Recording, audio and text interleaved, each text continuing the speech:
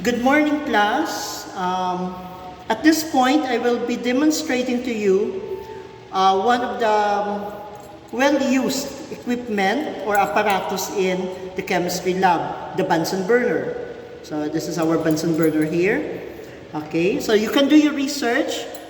I leave it to you. Try to note the different parts of a Bunsen burner. Within some I will be mentioning along the way. So we have two types of Bunsen burner here, a much older one. Okay, so to do this or to use the Bunsen burner, you will be needing the Bunsen burner, of course, and a rubber tubing.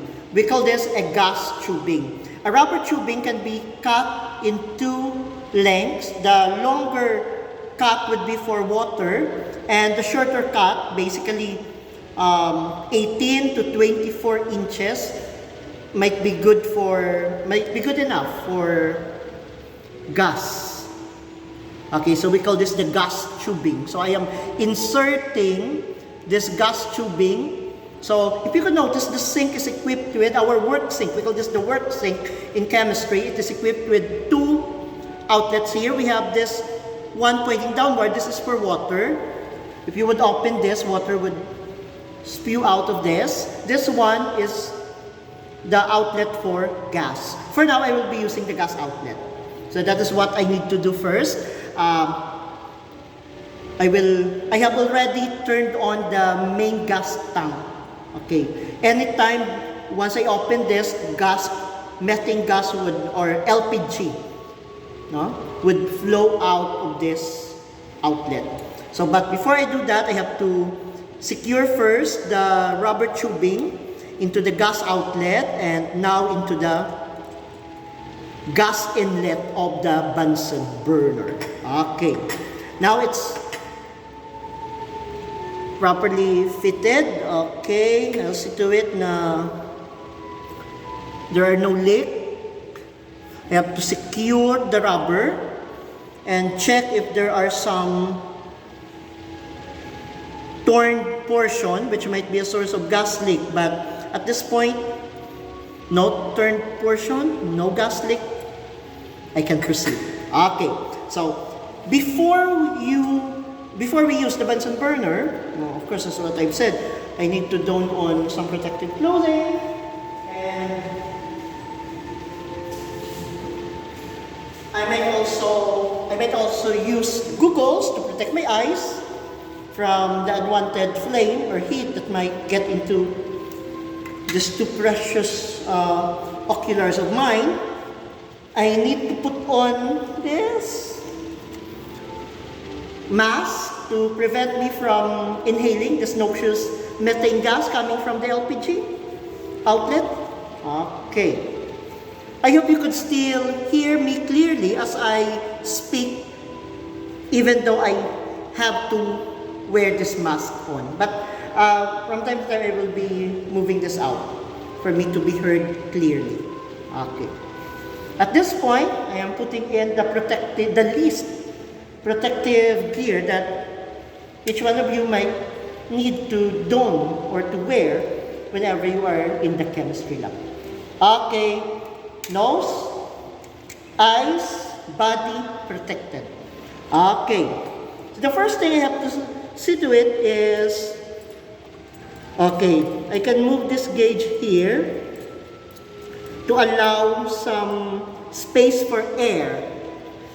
Okay, my goggles are getting foggy. I have to remove this now. I can't see. Okay, so this is the air inlet that is open. If I would move this portion of the barrel, it will close the air inlet. Open, close. Before I put on the Bunsen burner, I need to open this a little. Okay, almost half open lang. Okay. You can use matchsticks, you can use an igniter, or you can also use some clickable or something that you can click on to produce some ignition, and in this case I will be using this lighter, cigarette lighter. Okay. Now, so once secured, fastened securely. Take note, I don't have to open it that way. Open first, then no. That is dangerous because as gas spew out of this burner, the gas might get into this area, and if I ignite, the flame could blow up. So I have to close it first, like that. Then slowly open it. At the same time, click this. Have this igniter ready. It's not working. It's not working.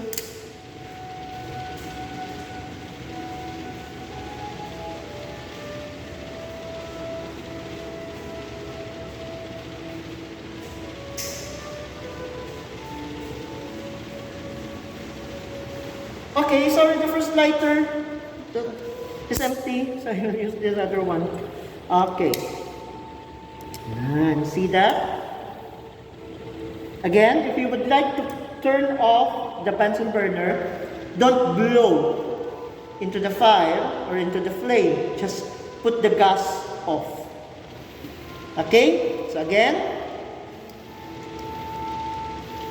get this ready. Turn this slowly. There we go. Okay. So our Bunsen burner now is working. I can increase this a little. Okay. You can even put that into maximum. That would still be alright. Okay. Most of the time we put it into the maximum. That would be fine. Okay. Now try to observe as I turn this close. Okay. As I close the air inlet. Okay. What happens to the color of the flame? As I open the air inlet, look at the color of the flame. Okay, again, I'll close it, I'll open it. Okay, so that's how opening or closing the air inlet affects the flame. You have yellow flame for a closed air inlet and a blue flame for an open inlet. Okay, let me put this off. Okay. So the observations you've just made tells you that every time you open the air inlet, you allow oxygen from the air to mix with gas, with the methane or LPG gas. And once that is properly mixed, blue flame arise. But if you close this, still the gas would mix with oxygen, but not as optimal as it can when you open the air inlet. So you see the flame turning to yellow. And try to do your research on combustion. Which one is what we call incomplete combustion, and which case would we call, not really that complete, but at least much substantial combustion, or some would even use complete combustion, and the other one, incomplete combustion. Which do you think is the complete, and which do you think is the incomplete combustion process? The one in yellow or the one in blue? Okay. At this point, I'm sweating. It's too hot in here. Okay. So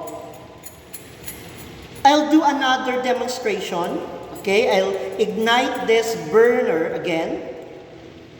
Okay, observe how I work on this once more.